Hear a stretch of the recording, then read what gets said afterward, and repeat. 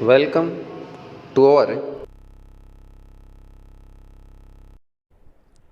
ચલો વિદ્યાર્થીઓ, chapter number 2 પૂર્ણ કર્યા બાદ આજે આપણે ચેપ્ટર નંબર 3 તરફ, જેનું નામ છે સુરેખ નિયત સંબંધ. આ ચેપ્ટર નંબર 2 પર જ ડિપેન્ડેડ છે. તેના જેવું જ આ ચેપ્ટર છે, થોડોક ચેન્જ રહેશે આ ચેપ્ટરમાં. ગુણભાર સમજીએ. કુલ 12 ગુણનો આ ચેપ્ટર છે, જેમાં 1+1 એટલે કે એક MCQ પ્લસ એક શોર્ટ ક્વેશ્ચન, ત્યાર પછી +2 એટલે કે વિભાગ Cની અંદર 2 ગુણનો દાખલો અથવા થિયરી, +3 એટલે કે વિભાગ Dની અંદર 3 ગુણનો દાખલો અથવા થિયરી, +F જે 5 ગુણની અંદર ફરજિયાત દાખલો. આ રીતે આ ચેપ્ટર કુલ 12 ગુણનું ચેપ્ટર છે. થિયરી તરફ આગળ વધીએ આપણે. તો સૌપ્રથમ પ્રસ્તાવના કે નિયત સંબંધ શબ્દ ક્યાંથી આવ્યો અને શું અર્થ છે, તો સમજીએ. નિયત સંબંધનો શાબ્દિક અર્થ પ્રતિગમન અથવા સરેરાશ કિંમત તરફ પરત આવવું એવો થાય છે.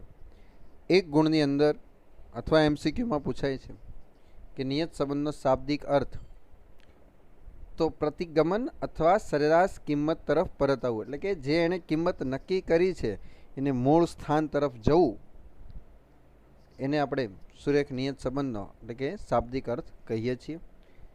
સૌ પ્રથમ નિયત સંબંધનો ઉપયોગ કરનાર વ્યક્તિ કોણ, તો સર ફ્રાન્સિસ ગાલ્ટન. 1 ગુણ અને MCQ માટે આ મહત્વનો રહેશે. Sir Francis Galton. ક્યારે કરી, તો 19મી સદીમાં સૌપ્રથમ એનો ઉપયોગ કર્યો હતો. કઈ માહિતી માટે કર્યો હતો, તેમણે આનુવંશિકતાના અભ્યાસ માટે પિતા અને પુત્રના 1000 જોડ, એટલે 1000 પિતા અને 1000 પુત્ર, એટલે કે બંને જોડ 1000 એટલે કે જોડ લીધી. અને એની કઈ માહિતી લીધી, તો એની ઊંચાઈની માહિતી પરથી આ નિયત સંબંધની સૌ પ્રથમ શરૂઆત 19મી સદીમાં સર ફ્રાન્સિસ ગાલ્ટન દ્વારા કરવામાં આવી હતી. ત્યાર પછીનો શબ્દ આપણો છે નિરપેક્ષ ચલ. સહસંબંધ જ્યારે આપણે સમજ્યા ત્યારે આપણે લખતા હતા કે 2 ચલ કાર્યકારણથી જોડાયેલા હોય તો તેને સહસંબંધ કહીએ છીએ. આ 2 ચલની અંદર એક ચલ નિરપેક્ષ ચલ અને એક સાપેક્ષ ચલ હોય છે, એટલે એ કાર્યકારણ બને છે. હવે નિરપેક્ષ ચલ કયો, તો કાર્યકારણથી આ જે 2 ચલ જોડાય છે, એ ચલમાં જે ચલ કારણ સ્વરૂપ છે તેને નિરપેક્ષ ચલ કહે છે. કારણ સ્વરૂપ એટલે કેવો, તો ધારો કે 2 ચલની જોડી છે આવક અને ખર્ચ. તમે ખર્ચ ક્યારે વધારી શકો, સ્વાભાવિક તમે વિચાર આવ્યો, આવક જ્યારે વધે ત્યારે. તમારું ઉત્પાદન ક્યારે તમે વધારી શકો, તમે વિચાર કરી શકો, વરસાદનું પ્રમાણ વધે ત્યારે. એટલે કે પહેલા ઉદાહરણની અંદર આપણું કારણ આવક હતું, બીજા ઉદાહરણની અંદર આપણું કારણ કોણ હતો, વરસાદ. એટલે કે જે કારણ સ્વરૂપ છે તેને આપણે x વડે દર્શાવીએ છીએ, અને એ આપણો કયો ચલ છે, નિરપેક્ષ ચલ છે. તો હવે એક ચલ કારણ છે તો બીજો કાર્ય છે, તો જો આ કાર્ય સ્વરૂપ જે છે એ સાપેક્ષ ચલ. તો પહેલા ઉદાહરણની અંદર આપણે શું હતું, આવક અને ખર્ચ, તો ખર્ચ કાર્ય બન્યું તો એ સાપેક્ષ ચલ. બીજામાં ઉત્પાદન કાર્ય બન્યું તો એ સાપેક્ષ ચલ, અને આ સાપેક્ષ ચલને y વડે દર્શાવવામાં આવે છે.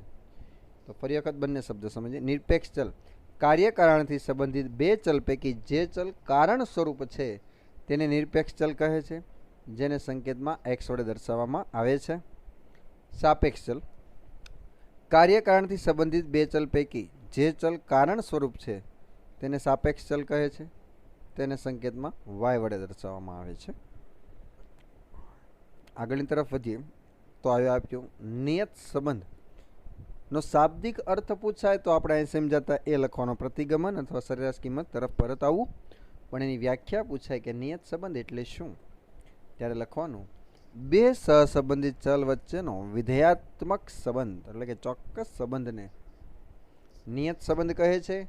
અને નિયત સંબંધની તમારે ધારણા જ્યારે હોય તો ધારણા એવી છે કે કેવા હોવા જોઈએ, કાર્યકારણથી સંબંધિત હોવા જોઈએ. ત્યાં જ તમે નિયત સંબંધ મેળવી શકો.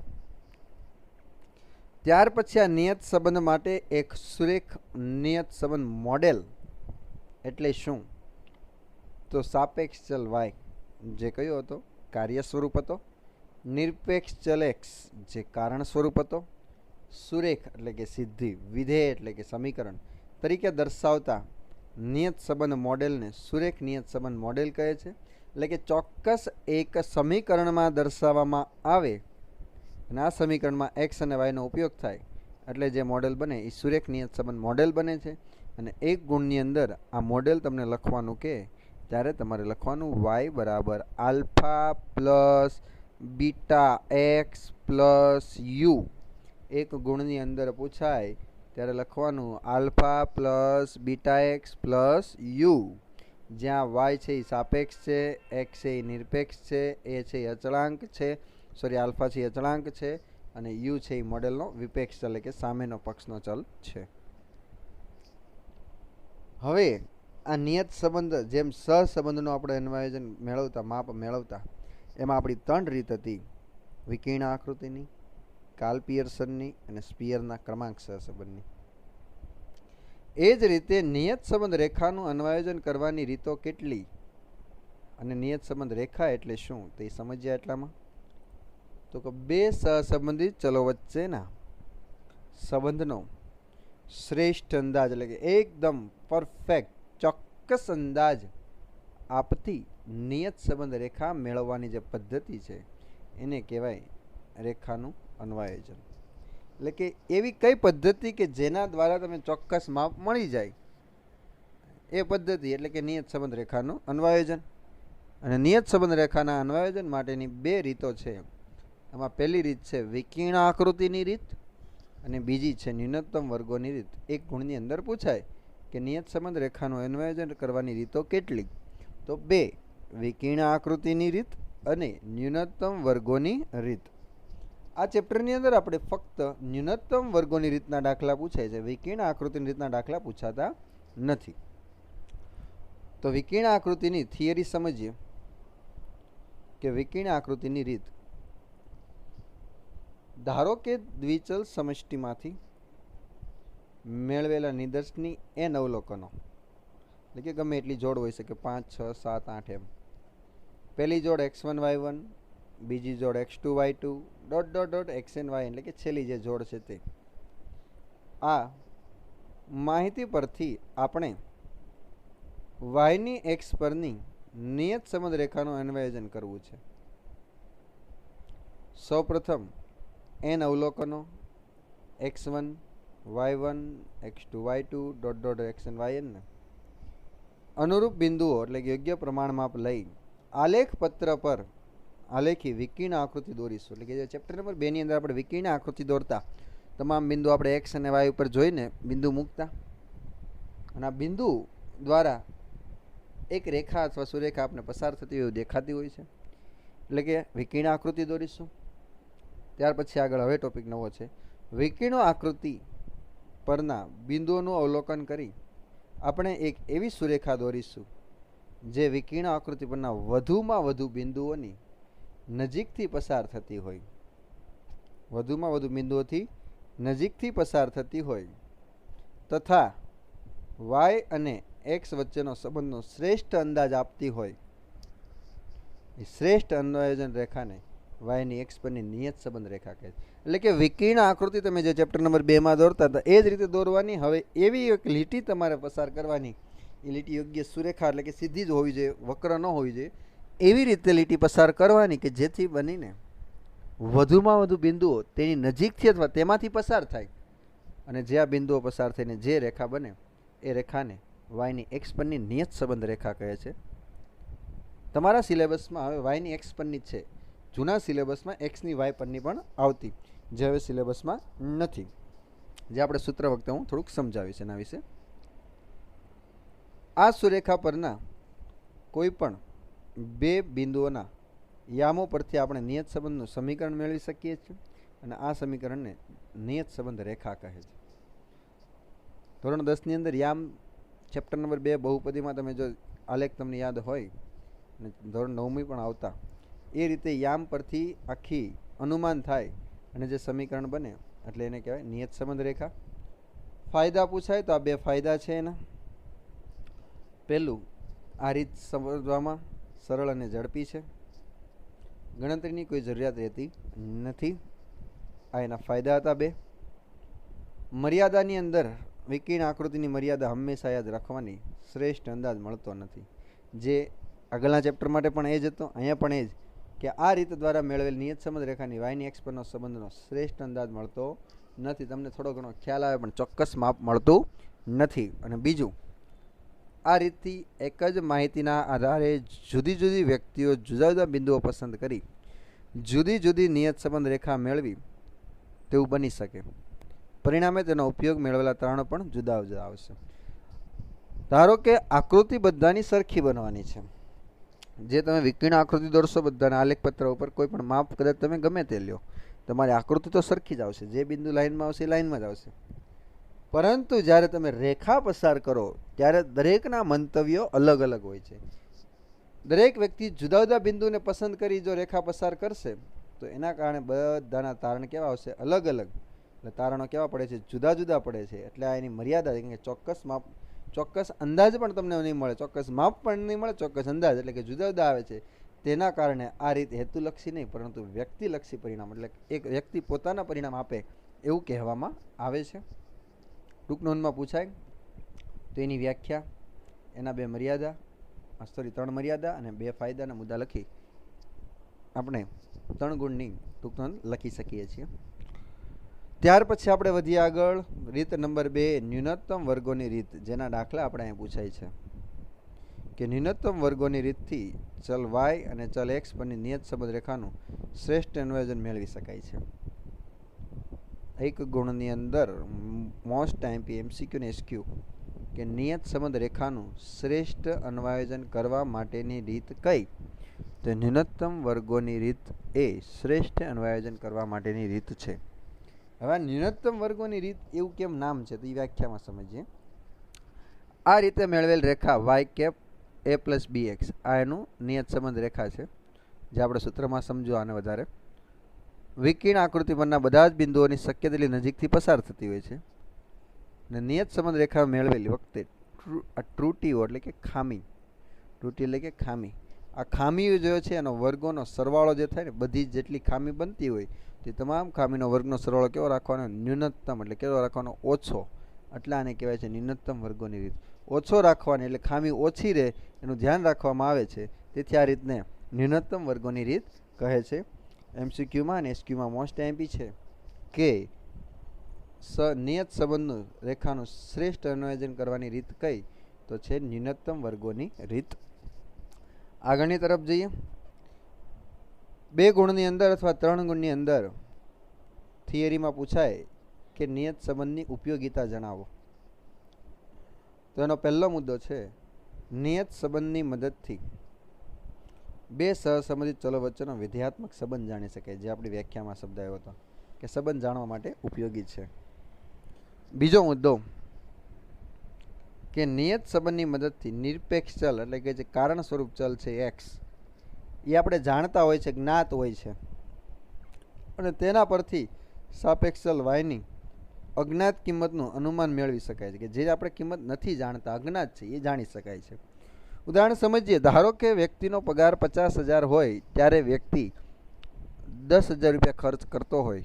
જો એનો પગાર હવે 50માંથી વધીને 60 થાય તો સ્વાભાવિક છે એનો ખર્ચ પણ વધવાનો, કેમ કે આવક વધી. આવક તમે જાણી શકો છો, આવક એટલે એક્સ, જે કારણ સ્વરૂપ છે, જે જ્ઞાત કિંમત છે, એના પરથી તમે અજ્ઞાત કે જે નથી જાણતા એનું તમે અનુમાન કર્યું. એટલા રીત ત્યાં ઉપયોગી છે. ત્યાર પછી આગળ વધીએ.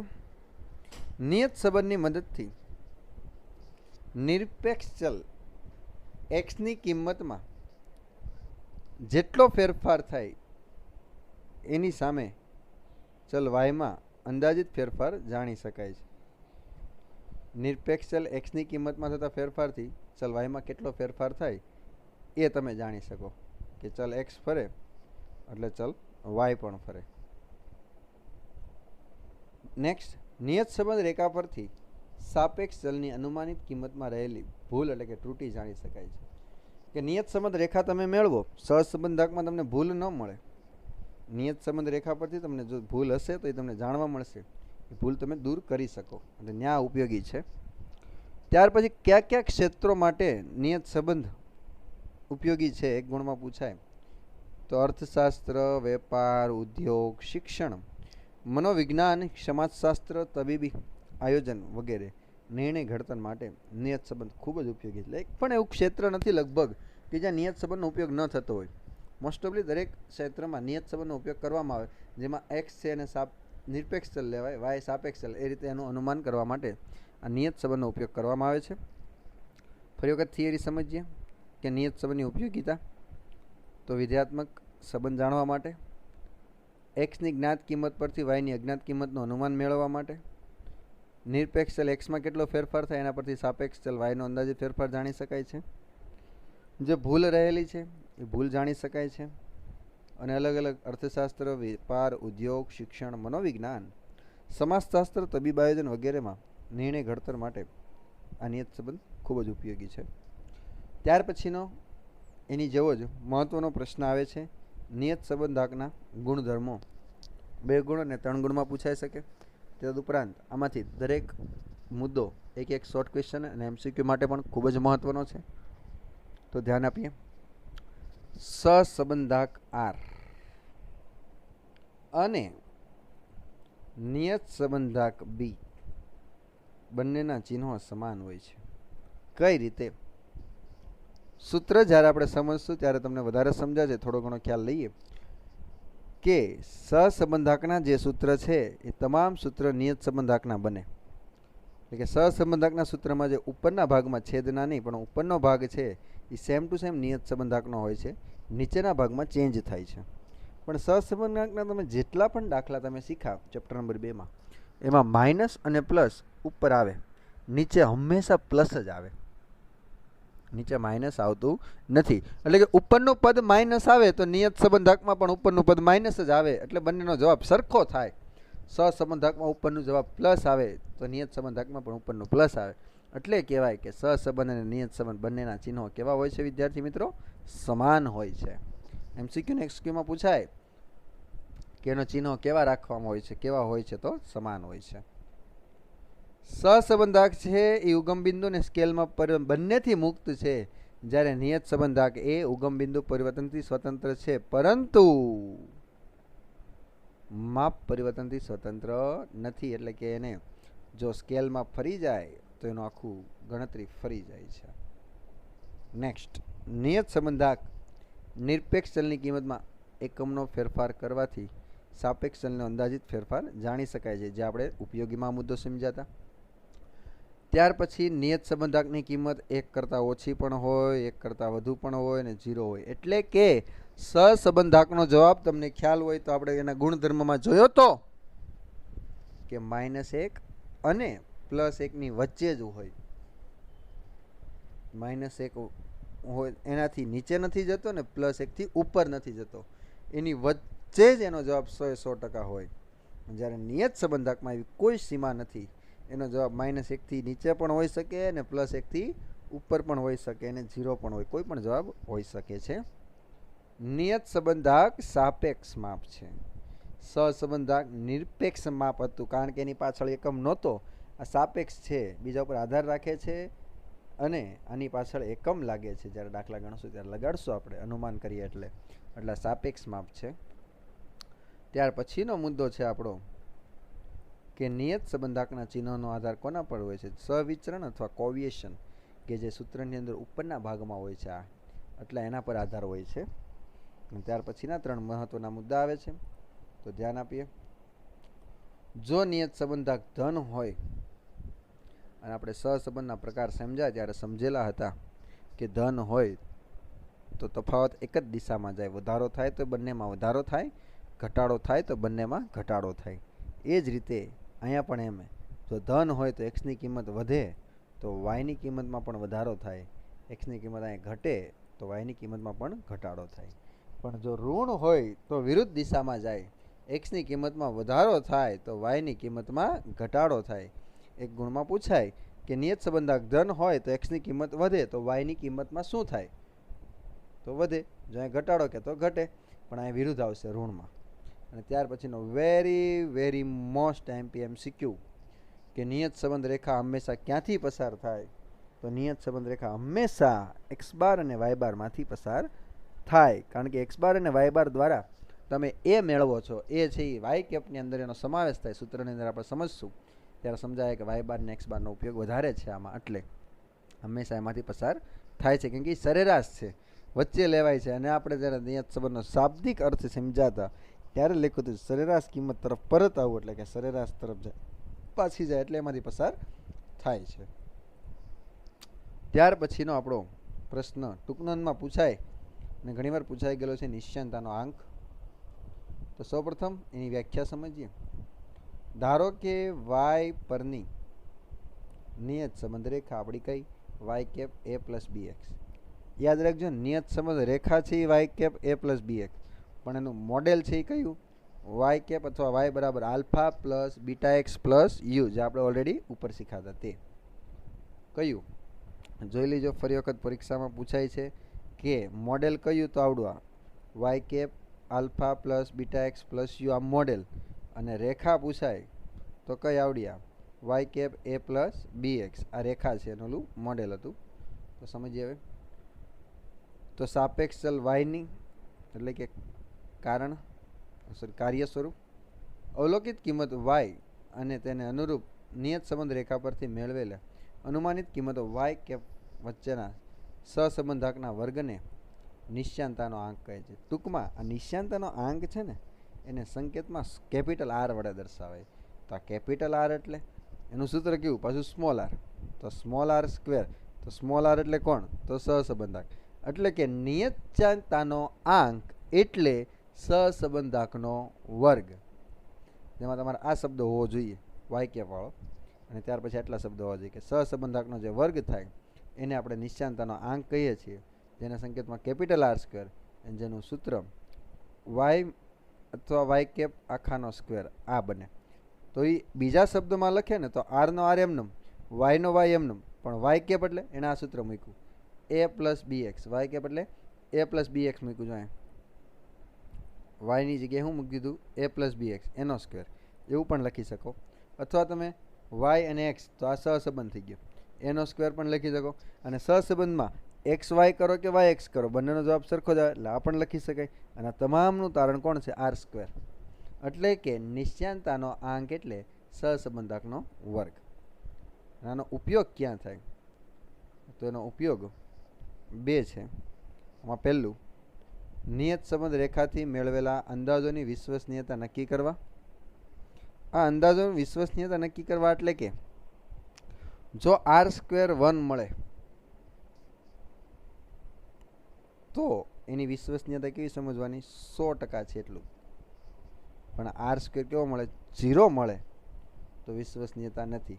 આર સ્ક્વેર એટલે કે તમે સહસંબંધ જે ચેપ્ટર નંબર 2 આપણે શીખાય એનો જે જવાબ આવે એનો તમે સ્ક્વેર કરો અને 1 થાય તો 100% વિશ્વસનીયતા. 0 હોય તો વિશ્વસનીય નથી, કારણ કે 0 હોય તો અભાવ હોય. અભાવ હોય ત્યાં ક્યારેય કાર્યકારણનો સંબંધ ન હોય, અને જ્યાં કાર્યકારણનો સંબંધ ન હોય ત્યાં ક્યારેય નિયત સંબંધ વિશ્વસનીયતા જોવા મળતી નથી. અને બીજો, બે યાદચ્છિક ચલ એક્સ અને વાય વચ્ચે ધારણા અભિપ્રાય લેવા માટે, એક વિશ્વસનીયતા જાણવા અને બીજો ધારણાની અભિપ્રાય. તો ધારણા કઈ રીતે મળે? તો આર સ્ક્વેરની કિંમત 1ની નજીક, એટલે કે આ જે નિશ્ચાંતાનો આંક છે એટલે કે આર મળે એનો તમે સ્ક્વેર કરો એટલે નિશ્ચાંતાનો આંક મળે, એ 1ની નજીક અથવા 0.5 કરતાં કેવી હોય? મોટી અને 1ની નજીક. 0.5 કરતાં મોટી થવા એટલે 1ની નજીક જવાની. જ્યારે આ દરમિયાન એની ધારણા, નિયત સંબંધની ધારણા કેવી છે? યોગ્ય છે એમ કહેવાય. જ્યારે 1ની નજીક અથવા 0.5 કરતાં કેવી હોય? મોટી હોય ત્યારે ધારણા યોગ્ય છે. અને 0ની નજીક એટલે કે 0.5 કરતાં કેવી હોય? નાની હોય તો ધારણા અયોગ્ય છે એમ કહેવાય. પૂછાય ઉપયોગો 2 વિશ્વસનીયતા જાણવા અને ધારણા જાણવા. ત્યાર પછીનો ચેપ્ટરનો છેલ્લો પ્રશ્ન સમજીએ થિયરીનો. નિયત સંબંધાંકના ઉપયોગોમાં રાખવી પડતી સાવચેતી. જેમ સહસંબંધમાં સાવચેતી રાખવી પડે એમ નિયત સંબંધમાં પણ સાવચેતી રાખવી પડે. એમ લાઈફમાં પણ આપણે કોઈ પણ વિદ્યાર્થીએ કોઈ પણ વસ્તુનો ઉપયોગ કરતા હોય ત્યારે એની લાઈફ વસ્તુ જે છે એના ઉપયોગમાં ધ્યાન રાખવું જોઈએ. આજે તમે આ ઓનલાઈન દ્વારા જે શિક્ષણ મેળવો છો એમાં પણ જે મોબાઈલ છે એની સાવચેતી રાખવી પડે કે મોબાઈલનો ઉપયોગ યોગ્ય જગ્યાએ થવો જોઈએ. જો ગેરમાર્ગે યોગ્ય જગ્યાએ ન થાય તો આપણું ભણતર અને આપણી લાઈફમાં એનો ચેન્જ ઘણો આવે. એટલે ખાસ ઉપયોગમાં ધ્યાન રાખવું પડે. દરેક વસ્તુ હોય જે વસ્તુ બને છે એને ઉપયોગમાં ધ્યાન રાખવું પડે. ઓકે, તો સમજીએ આગળ. નિશ્ચાંતનો આંક r² પરથી નિયત સંબંધ સુરેખ છે તે ચકાસ્યા બાદ જ મેળવેલ અનુમાનનો ઉપયોગ કરવો જોઈએ. એટલે કે r² મળી જાય એના ઉપરથી એની વિશ્વસનીયતા જાણી લેવાની, એની ધારણા જાણી લેવાની, ત્યાર પછી જ આ નિયત સંબંધમાંથી જેમને જે અનુમાન મળ્યું છે ને એનો તમારે ઉપયોગ કરવાનો, ડાયરેક્ટ ઉપયોગ કરવાનો નહીં. r² ગોતી, ધારણા ચેક કરી, વિશ્વસનીયતા ચેક કરી પછી જ તમારે એનો ઉપયોગ કરવો. બીજો, વિકર્ણ આકૃતિ કે ન્યૂનતમ વર્ગોની રીત પરથી મળતા નિયત સંબંધનો ઉપયોગ નિરપેક્ષ આપેલી કિંમતોથી બહુ દૂરની કિંમત માટે ન થવો જોઈએ. એટલે કે તમે અનુમાન જે કરો છો એ નજીકની કિંમત માટે કરવાનું. બહુ દૂરની કિંમત માટે અનુમાન કરશો તો એ અનુમાન તમારું ખોટું બની શકે. એટલે એ ખાસ ધ્યાન રાખવાનું, નજીકની કિંમત માટે હોવું જોઈએ. ત્યાર પછી જો y અને x વચ્ચે સંબંધ સંપૂર્ણ સુરેખ સહસંબંધની નજીકનો સંબંધ જણાય તો જ નિયત સંબંધ રેખા પરથી મળતા તારણનો ઉપયોગ કરવો જોઈએ. એટલે કે સંપૂર્ણ એટલે કે એકની નજીક તમને દેખાતો હોય એ એક પ્લસ હોય તો પણ ભલે અને એક માઇનસ હોય તો પણ ભલે, ત્યારે જ તમારે એનો ઉપયોગ કરવો જોઈએ. અને છેલ્લો મુદ્દો, જો સુરેખ નિયત સંબંધ રેખા યોગ્ય ન હોય તેવા કિસ્સામાં આંકડાશાસ્ત્રીય પદ્ધતિનો ઉપયોગ કરી યોગ્ય નિયત સંબંધ રેખા મેળવી ત્યારબાદ એના અંદાજો ચેક કરી ત્યાર પછી એનો સાવચેતીપૂર્વક ઉપયોગ કરવો. એની સિવાય એનો ઉપયોગ કરવો નહીં. જે કોઈ વિદ્યાર્થીને આ તમામ થિયરીમાં કોઈ પ્રશ્ન હોય તો નીચે મારો કોન્ટેક નંબર છે, ત્યાં તમે મને ફોન કરી તમારો જે પ્રશ્ન હશે એનું 100% નિરાકરણ આપીશ. આ થિયરીની એક સંપૂર્ણ થિયરીમાંથી જે મહત્ત્વના મુદ્દા છે જે MCQ અને SQ માટે એ ફરીવાર હું બોલું છું, ધ્યાન આપજો. પહેલું છે શાબ્દિક અર્થ, પ્રતિગમન અને સરેરાશ કિંમત તરફ પરત આવવું. કોના દ્વારા નિયત સંબંધ ઉપયોગ થયો? સર ફ્રાન્સિસ ગાલ્ટન દ્વારા. કઈ સદીમાં? 19મી સદીમાં. એના કોના પર ઉપયોગ કર્યો હતો? તો 1000 પિતા અને પુત્રની ઊંચાઈની માહિતી માટે એનો ઉપયોગ કરેલો હતો. ત્યાર પછી નિરપેક્ષ ચલ એટલે કાર્યકારણથી જે બે ચલ જોડાય છે તેમાં કારણ સ્વરૂપ જે ચલ છે એને નિરપેક્ષ ચલ કહે છે, જેને આપણે x વડે દર્શાવીએ છીએ. ત્યાર પછી સાપેક્ષ ચલ, કાર્યકારણથી જોડાયેલા જે બે ચલ છે એમાં જે ચલ કાર્ય સ્વરૂપ છે તેને આપણે સાપેક્ષ ચલ કહીએ છીએ, જેને સંકેતમાં y. નિરપેક્ષ ચલ એટલે કોણ? આવક અને ખર્ચમાં આવક નિરપેક્ષ અને ખર્ચ સાપેક્ષ. એ રીતે નિયત સંબંધ એટલે કે વિધેયાત્મક સંબંધને નિયત સંબંધ કહે છે. એનો કાર્યકારણનો સંબંધ હોવો જોઈએ. ત્યાર પછી એક ગુણમાં પૂછાય છે સુરેખ નિયત સંબંધ મોડેલ લખો. ત્યારે લખવાનું a અથવા આલ્ફા y બરાબર alpha plus beta x plus you. ત્યાર પછી નિયત સંબંધનું અન્વયોજન કરવાની રીતો કેટલી? તો 2, વિકર્ણ આકૃતિની રીત અને ન્યૂનતમ વર્ગોની રીત. એમાં વિકર્ણ આકૃતિની રીતની અંદર જે આપણી ફાયદા તો એ સમજવામાં સરળ છે અને ગણતરીની જરૂર પડતી નથી, પણ એની મર્યાદા બહુ પૂછાય છે કે વિકર્ણ આકૃતિની મર્યાદા કઈ? તો શ્રેષ્ઠ અંદાજ મળતો નથી. જુદા જુદા તારણો જુદા જુદા વ્યક્તિઓ દ્વારા મળે છે અને આ વ્યક્તિલક્ષી પરિણામ આપે છે. ખાસ જોવાનું, તમને વિકર્ણ આકૃતિમાં સહસંબંધની પૂછે તો સહસંબંધ મુજબની હોવી જોઈએ, નિયત સંબંધની પૂછાય તો નિયત સંબંધની મર્યાદા હોવી જોઈએ. ભૂલ ન થાય એનું ધ્યાન રાખવાનું. ત્યાર પછી આ ચેપ્ટરની અંદર જે દાખલા પૂછાય છે ન્યૂનતમ વર્ગોની રીત, એક ગુણની અંદર પૂછાય છે કે શ્રેષ્ઠ અન્વયોજન મેળવવાની રીત કઈ? તો ન્યૂનતમ વર્ગોની રીત છે એ શ્રેષ્ઠ અન્વયોજન મેળવવાની રીત છે. ત્યાર પછી નિયત સંબંધની ઉપયોગિતા વિધેયાત્મક સંબંધ માટે ઉપયોગી છે. જ્ઞાત કિંમત પરથી અજ્ઞાત કિંમતનું અનુમાન મેળવી શકાય છે. x કિંમતમાં જે ફેરફાર થાય એના પરથી yની કિંમતનો ફેરફાર જાણી શકાય છે. ભૂલ અને ત્રુટિ જાણી શકાય છે. અર્થશાસ્ત્ર, વેપાર, ઉદ્યોગ, શિક્ષણ, મનોવિજ્ઞાન, સમાજશાસ્ત્ર, તબીબ, આયોજન વગેરે નિર્ણય માટે આ ખૂબ જ ઉપયોગી છે. નિયત સંબંધાંકના ગુણધર્મની અંદર નિયત સંબંધ અને સહસંબંધના ચિહ્નો કેવા હોય છે? સમાન હોય છે. ત્યાર પછીનો પ્રશ્નમાં પૂછાય છે ઉગમ બિંદુ પર્યંત સ્વતંત્ર પરંતુ સ્કેલમાં પરિવર્તનથી સ્વતંત્ર નથી. એક્સની કિંમતમાં ફેરફાર થાય ત્યાંથી વાયની કિંમતનો ફેરફાર જાણી શકાય છે. નિયત સંબંધાંકનો કોઈ પણ જવાબ હોઈ શકે, 0 કરતાં 1 અને -1 કરતાં નાનો અને મોટો, કોઈ ચોક્કસ માપ હોતું નથી. નિયત સંબંધાંક સાપેક્ષ માપ છે. એનો ચિહ્નનો આધાર કોના પર રહેલો છે? તો એમસીક્યુમાં અને એસક્યુમાં પૂછાય તો ખાસ જોવાનું સહવિચરણ અથવા કોવિએશન કે સૂત્રની અંદર ઉપરનો જે ભાગ છે એને આપણે સહવિચરણ કોવિએશન એવું કહી શકાય, એના પર રહેલો છે. જો ધન હોય તો બંનેમાં વધારો થાય અથવા બંનેમાં ઘટાડો થાય. એક્સમાં વધારો તો વાયમાં વધારો, એક્સમાં ઘટાડો તો વાયમાં ઘટાડો. અને ઋણ હોય તો એક્સમાં વધારો થાય તો વાયમાં ઘટાડો, અને એક્સમાં ઘટાડો તો વાયમાં વધારો. ત્યાર પછીનો મુદ્દો મહત્વનો કે નિયત સંબંધ રેખા હંમેશા ક્યાંથી પસાર થાય? તો એક્સ બાર અને વાય બારમાંથી. ત્યાર પછી નિશ્ચાંતાનો આંક, જેને આપણે સંકેતમાં r² વડે દર્શાવીએ છીએ, જેને આપણે સહસંબંધાંકનો વર્ગ એવું કહી શકીએ છીએ. અને આ આંકના ઉપયોગો ક્યાં થાય? તો વિશ્વસનીયતા જાણવા માટે અને ધારણા જાણવા માટે. વિશ્વસનીયતા ક્યારે? તો r² 1 મળે તો 100% વિશ્વસનીયતા, r² 0 મળે તો વિશ્વસનીયતા નથી. જ્યારે ધારણાના અભિપ્રાયમાં જોઈએ તો r² 0 કરતાં મોટો, 0.5 કરતાં મોટો અને 1ની નજીક હોય તો ધારણા યોગ્ય છે. અને r²ની એટલે નિશાંતાનો આંક 0.5 કરતાં નાનો અને કે 0ની નજીક હોય તો ધારણા અયોગ્ય એટલે કે યોગ્ય નથી એવું કહી શકાય. અને ત્યાર પછી છેલ્લો પ્રશ્ન જે હતો સાવચેતીનો. એટલે આટલા જ પ્રશ્ન, આટલી થિયરી આ ચેપ્ટરમાં રહેશે. હવે પછીના પીરિયડમાં આપણે આ ચેપ્ટરના સૂત્ર તરફ જશું.